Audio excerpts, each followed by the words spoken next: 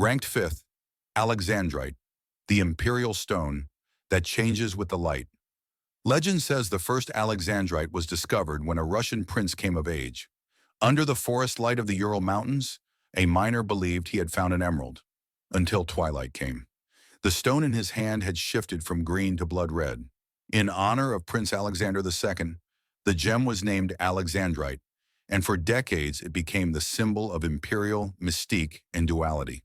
What sets Alexandrite apart is not just its rarity, but its optical identity. It displays phenomenal color change as a chrysoberyl, shifting from bluish-green in daylight to purplish-red under incandescent light. This phenomenon isn't a trick. It's a precise interaction of chromium within a tightly bonded lattice structure. Only a few mines in Russia, Brazil, Sri Lanka, and East Africa ever produced genuine Alexandrite. Today, gem-quality stones above 1 carat are nearly extinct. In the 1980s, a 1.5 carat fine Alexandrite could be acquired for under $3,000 per carat.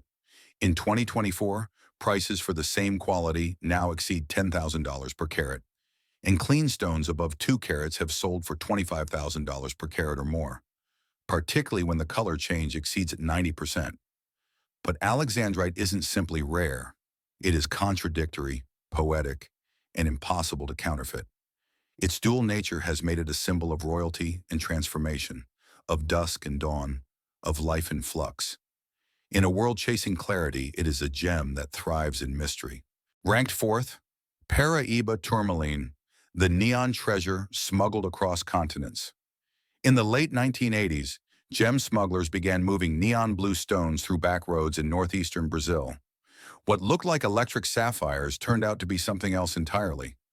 A previously unknown variety of tourmaline, colored by copper and manganese, burning with a glow unlike anything in the gem world. The source? A shallow mine in Paraiba State, barely 300 feet deep, already nearing exhaustion. When gemological labs confirmed its identity, dealers in Tokyo, Geneva, and New York were fiercely bidding. But the supply wasn't growing. It was vanishing. Within just a few years, Brazil's primary deposit dried up. Stones surfaced in Nigeria and Mozambique, but despite similar chemistry, they never matched the blazing intensity of original Paraiba stones. Market prices skyrocketed. In 2001, a fine 1-carat Brazilian Paraiba tourmaline sold for $2,000 to $3,000. By 2024, that same stone now commands over $20,000 per carat, and clean gems above 3 carats have crossed $60,000 per carat in elite auctions. In some private sales, prices have even approached $100,000 per carat, especially when accompanied by a GIA report verifying Brazilian origin. Paraiba is now considered one of the world's most counterfeited and trafficked gemstones. Major dealers require spectroscopic analysis and trace element mapping to verify its origin. But despite the risk, or perhaps because of it, collectors still chase the flame because no other gem pulses with color quite like this one. Ranked third, Emerald Columbia, the stone that built kingdoms and still buys power. Before gold, before diamonds, there was emerald, and no emeralds have moved empires quite like those pulled from the green belly of Colombia. From the Muzo and Chivor mines deep in the Andes came a green so pure that ancient Muisca shamans believed it carried the breath of the gods. When Spanish conquistadors arrived in the 1500s, they didn't seek gold. They wanted this. Colombian emeralds owe their unmatched saturation to traces of chromium and vanadium embedded in hydrothermal veins. The finest stones exhibit intense green with a soft glow, often described as garden-like due to 3-phase inclusions. Unlike emeralds from other countries, Colombian stones are prized for their clarity and vivid tone, even when measuring under 0.5 inches across. These gems have long served as currency for power. Maharajas traded armies for them, and European royals mounted them into crowns. Today, they move silently through high-security vaults in Geneva, Dubai, and New York, more asset than accessory. In 2010, fine Colombian emeralds over 2 carats fetched around $5,000 to $6,000 per carat. As of 2024, those same stones regularly exceed $15,000 per carat, with top-tier, untreated specimens over 5 carats reaching $50,000 per carat in exclusive auctions. Emerald from Colombia is not just a gem, it is a legacy, myth, and modern wealth crystallized. In a market obsessed with novelty, it remains proof that some treasures never lose value. They only become more potent with time. Ranked second, Sapphire Cashmere, the blue that vanished into legend. A storm rolled over the Himalayas in 1881. When it passed, a landslide revealed a slope glittering with fragments of cornflower blue. That moment marked the beginning and the end of the world's rarest sapphire story.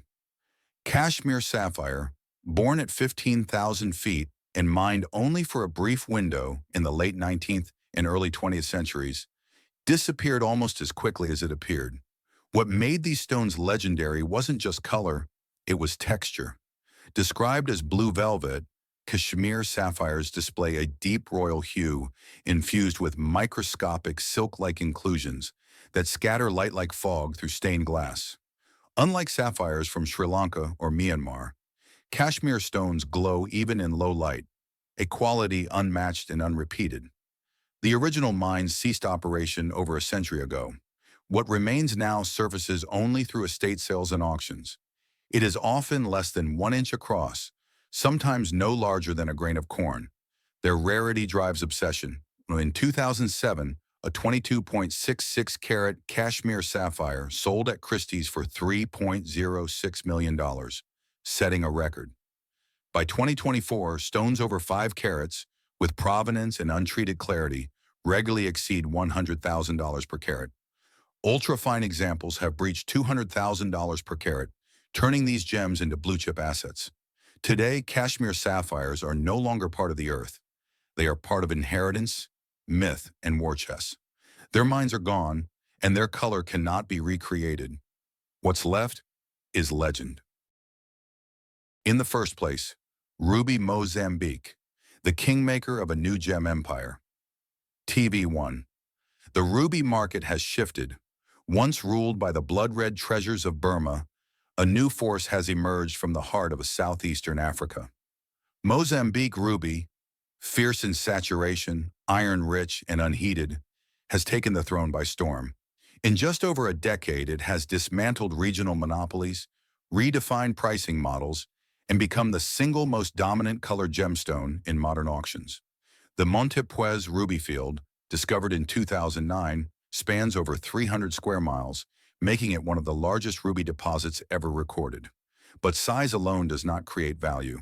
It is the quality, vivid reds, exceptional clarity, and the availability of 5 to 10 carat stones that has set Mozambique apart. Unlike their Burmese predecessors, these rubies require no thermal enhancement. Their glow is geological, not man-made. In 2012, a top-grade 5-carat Mozambique ruby might have sold for $8,000 per carat. By 2024, that same gem exceeds $50,000 per carat, and fine stones over 10 carats have breached the $100,000 per carat barrier. Some now rival blue diamonds in price-per-inch ratios. Global demand is relentless. High jewelry maisons in Paris and Geneva bid in secret. Sovereign wealth funds in the Middle East acquire them for private holdings. Even national treasuries have begun reclassifying fine rubies as strategic cultural assets. This isn't a gem, it's a power move. Mozambique ruby didn't just double in value, it rewrote the rules. It didn't rise quietly, it conquered. And now it wears the crown.